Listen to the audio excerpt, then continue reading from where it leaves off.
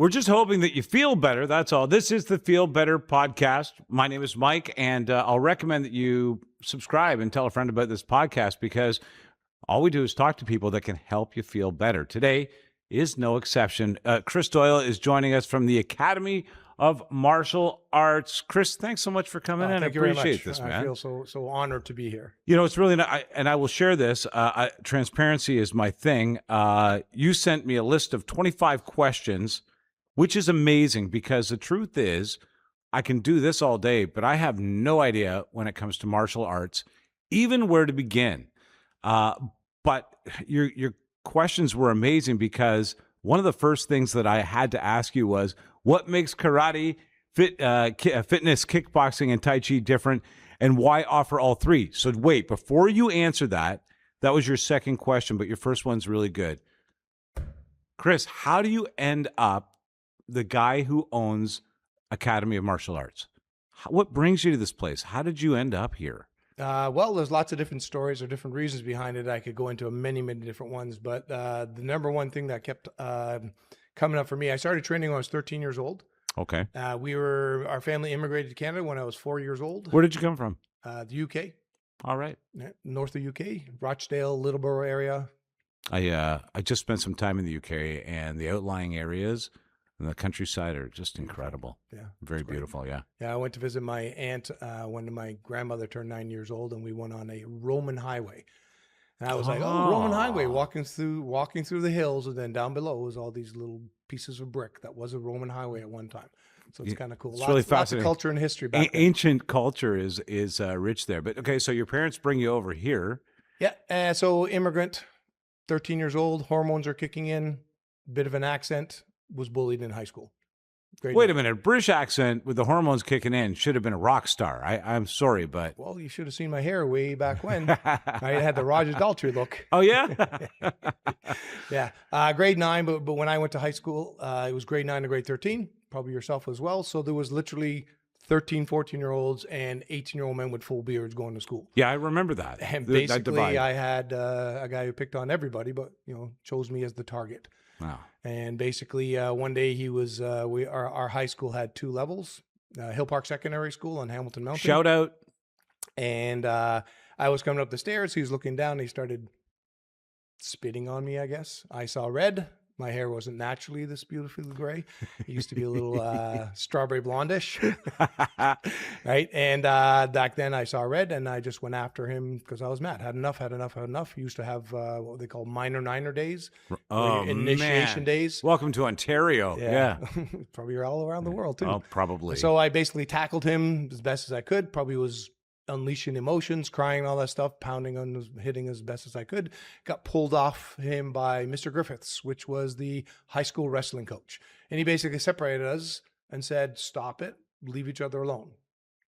That's back in the 70s. Now, nowadays that doesn't happen. No. Suspensions and all that as well. So I started high school wrestling October 1976, and we went to a Halloween party with my parents. They used to bring us to Halloween parties, and a buddy of theirs, his name is Leo Franey, and basically he was dressed up as a samurai. He had white t-shirt, pants, samurai sword, and a sombrero hat. Yeah, of course. Of course, nunchakus on the wall because Bruce Lee was very famous back then. He was kind of popular back then. So that's what got me involved, sat down, chatted with one of the people who trained in the karate club. And it was just like, oh, I got to do this, right? So basically high school, karate, wrestling all the same month. And that was... as of next year, it'll be 50 years ago. Wow. And you're still like upright. You've got everything's intact. There's no cauliflower in those years. Nope. You must have learned some skill along the way. A lot of defensive skills, that's for sure. How did you gain your skills? Give me the timeline on your training over the years. So we did a lot of training in Ontario, and then eventually back in 1995, I said, you know what, I want to go back home. And the idea behind that is the birthplace of karate. So the birthplace of karate is Okinawa, Japan. So what I did, my actual instructor passed away. So I was a Ronin, basically, a master samurai, so to speak. Okay. And the challenge of that is I had a full-time martial arts club with hundreds and hundreds of students and no direction. So I was like, okay, let's go back home. So I made a trek to go all the way back to Okinawa, Japan. Spent 30 days there, 28 days there the first time. back in 1998 when my wife, Lisa, who also is co-owner of the academy, Mhm. she was 6 months pregnant with my daughter, Alexandra, who's, 7 months pregnant. Daughter will be, her birthday's this month. And basically, It's funny how kids inspire you to get moving, right? yeah, In the right take action. direction. Yeah.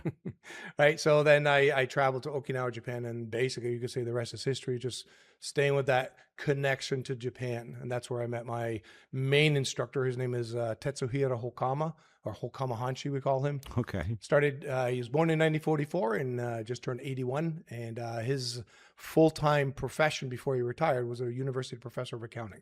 And then he did a part-time martial arts club. Now, flip side the other way around, for the last 47 years, this October 25th is his 47th anniversary of full-time martial arts club. And if you see this guy, he does not look like an accountant at all. Nope. You would think of, even though he's from Fuzhou, he's in Okinawa, which is completely different what you would say when you say, hey, what's a Chinese Kung Fu master look like? He looks So like that's this what guy. He looks like. Have a look at this. So, okay, now that's question number 1 of 25. So let me just move things along for us a move bit, fast. okay, Chris? Like, Yeah. now, why? Back to my original question, which was this karate. Now, fitness kickboxing has been a big thing for a number of years, and Tai Chi, which, by the way, I had a little experience with for about 6 months, and it might be. I don't think people know how difficult Tai Chi is. Yeah, it's fairly cerebral.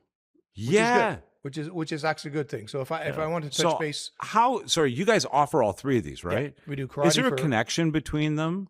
besides it just being a martial art, Right. there's different. We could say a lot of the different styles of karate, taekwondo, aikido, judo, all the different types of martial arts come from different parts of the world. That's the first thing. So if you want to say taekwondo, it's Korean. Okay. Karate, Japan or Okinawa. Tai Chi is China. Kalari Payat was from India. Like there's lots of different styles of martial arts. That's the first thing where it is. But when it gets right down to it, there's foundation, there's stances. The human body only has so many things they can do. It can stance, the arm bends, it straightens, it twists. So if somebody wants to show you a block or a punch, pretty much it's the same. And traditional linear styles of martial arts are what we call the hard styles of karate. They don't have any circular movement. So our style of martial arts, which is called Goju-Ryu or Goju-Ryu Karate Do, which is hard and soft. So it has a blend of both. That's why we have the ability to put the Tai Chi involved in it as well. I see. Tai Chi is completely opposite. Right. So, but I could do karate really, really slow and get the benefits of Tai Chi. Oh, I've heard that. Yeah.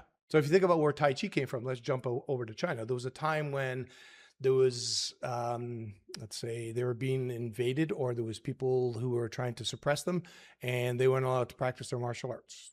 So they took their hard style Kung Fu, which you see from the Shaolin monks, and they went, okay, let's add some soft, gentle music to it. And let's all start doing all these nice movements. And it doesn't really look like we're doing nothing. It just like we're doing dancing exercises. and what exercise, they're really doing yeah. is reinforcing a biomechanical movement. And all they have to do is switch it faster.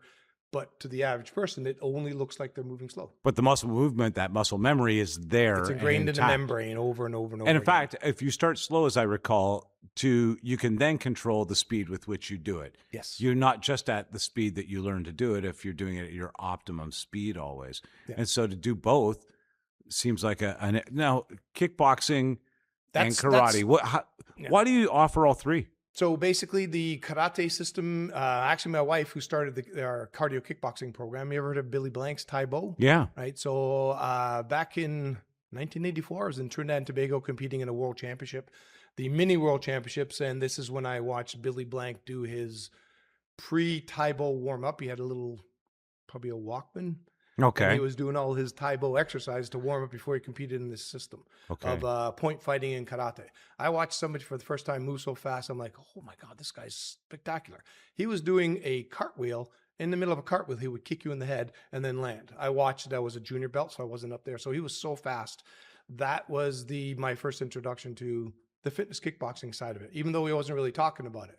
That's going to be my new threat. Pardon By me? the way, that's going to be, I can't do it, but that's my new threat. Don't make me cartwheel kick you. Who knew you could even do that? Yeah. Well, there's a system of Brazilian martial arts called capoeira, and they do cartwheel kicks and spin kicks. And there's a whole cultural history to it. That's how it was developed. Right. So we do the karate side of it. We do the Tai Chi. And again, we do the blend of both. But when my son was born 30 years ago, my wife wanted to get back in shape. So she did the fitness certification, Mm, did the step classes, the aerobic classes, and was bored because she's used to doing the martial of arts course, all these yeah. years. So the kick punching, the excitement of the martial arts, and learning all the self defense aspects of it was a little bit too much. So she went, A bit okay, limiting, let's see if yeah, I can yeah. blend it together. So that's where we started. She said, okay, let's come up with what we were going to call cardio karate. So we called it cardio karate. We're on City TV once. Oh, Van really? Romer doing Right cardio on. karate. What do you do when you get mixed karate and kickboxing together? Cardio karate, of course. But Right. then we actually changed it to cardio kicks because it became more kick related. So if I had to go real quick on karate and tai chi, which is cerebral, versus the kickboxing, the Hmm. cardio kickboxing, I would say 80% fitness cardio kickboxing and 20% skill set. So basically, you still have to learn it, but it's basically jab, cross, hook, weave, knee, elbow, kick. That's about your plethora of information or techniques that you have to know. Where you go karate or tai chi, there's lots and lots to Right. learn. But I'm not going to say 80% learning and 20% fitness because martial arts and karate is always about fitness. Okay, so now somebody's taken interest in our conversation, inspired like you were. Which they should. Yes. Good, well done. Good pitch. Well, it gets me to kind of my next point. Yeah. Is this limited in any way to who can and can't do this? Because the truth is, there's a club not too far from my place that does mixed martial arts and Muay Thai, and I see guys my age coming out of there, and I'm like, I really should at least. What are they doing in there? They're going to break themselves. Is there sort of an age range through these three offerings that you have that you welcome or recommend, or who can do it? I fully believe anybody can do it. It just means do they have the will, the want, and the want to do it as well. Our classes of the Port Credit Academy of Martial Arts are separated between children's, teens, and adults. Okay. So if you say you see a guy your age doing it, probably not participating with 3-year-olds in the same class. No, it's So- all the same age kind of guys coming yeah, out. so, Yeah. So if we touch base on that, if it's in our case, it's not mixed martial arts. It's more of the kickboxing, and if you notice, I call it cardio kickboxing. So Yeah. there is no contact, so there's no fear or worry or concern about sparring with somebody getting hurt. That's Very the cool. first thing. Okay. If the Muay Thai gym or the MMA place is a good gym and they want people to actually learn and feel comfortable and get all the benefits of it, then they would have a gradual, slow introduction to it as To well, contact as right? well. Yeah. You know, so there may be a non-contact variation of it. You just go there, do all the drills, the classes, get the fitness out of it, and never move on to the contact part or never move on to the competition side, because there is get involved in it, contact, and then competition to see if you test yourself against somebody else. Chris, okay.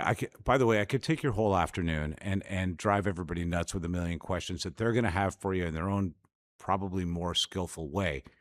But what I'd love to do is get people to get in touch with you, because this has been delightful. And I think that if somebody wants to make a connection to martial arts, just having a conversation with you about what the options are, what you offer is great. But I can tell already you're wide open to explain the world of martial arts to somebody to help them get the best out of it for themselves. Yeah, and I have a little thing that I work on as well. You know, we've been in the business of full-time martial arts professional academy since 1986, just past 39 year. Oh, So congratulations. next year's our 40th anniversary of the All club, right. 50th for me as a martial artist.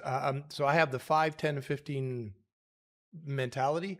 So if somebody wants to get involved, what they would do is jump online, type in karate, cardio kicks, kickboxing, MMA near me. That's just type in near Right. me, and then the algorithms or whatever it is finds where you are, and then you look at the closest place. So you have to be 5-minute walk, 10-minute bike, or 15-minute drive away from the facility, because there's time to go to the class, there's get ready, participate in the class, and get home. So you don't want to spend 3 hours of your night to do a 40-minute class. Wait a So- minute. Hold on a second, Chris. What you're supposed to say is it doesn't matter where you are. You need to come to my club. But what you're saying is if you really are interested, make sure that there's a place nearby that you can commit to. Yeah, and most places offer a trial class anyway, right? So if you're a 5-minute walk away, this is the best thing to do. You're walking, it's close, you don't have, it's good for the environment, good for your exercise. You can bike it there in 10 minutes, perfect. 15 minutes because of traffic. Could be car or transit, so it really doesn't matter. Okay. Well, if you're in the Port Credit area, where can people find you? At 108 Lakeshore Road East, or you can jump online at academymartialarts.ca.